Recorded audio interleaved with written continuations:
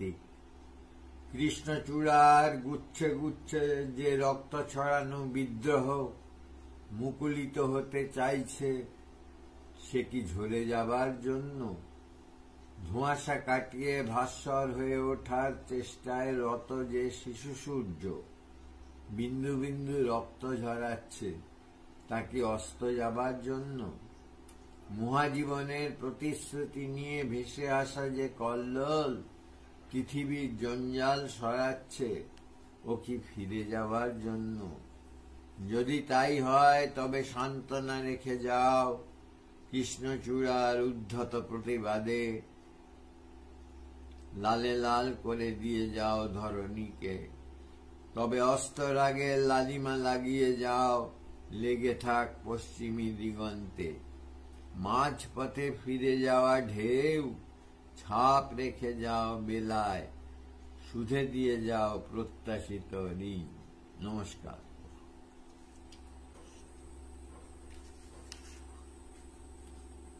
শরৎবাবু, তুমি জানতে স্বরচিত কবিতা পড়ছি আমি, অর্ঘ্য সেন। শরৎবাবু, তোমার সৃষ্ট চরিত্ররা চেয়ে দেখো আজকের সমাজে বেশি করে মূর্ত হয়ে উঠেছে। তোমার সব্যসাচী, তাকে এখনো পালিয়ে বেড়াতে হয় পেনাল কোডের ধারায়, এখনো সে ক্রিমিনাল হিসেবে চিহ্নিত। অধুনা সে স্বৈরতন্ত্রের বিরুদ্ধে সোচ্চার পথের দাবিতে।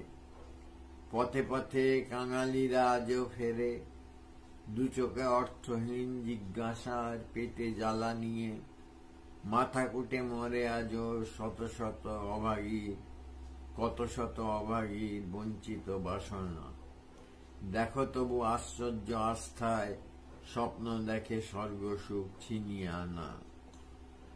শোষণ জোয়াল ঘাড়ে নিয়ে গফুরের দল আজও বাঁচে, বাঁচার আশায় বুক বেঁধে। দুঃসহ যন্ত্রণা বুকে চেপে আমিনারা নিঃশব্দে দাঁড়িয়ে। যত দেখি জাগে না সংশয়, এ চিত্র বদলাবে নিশ্চয়।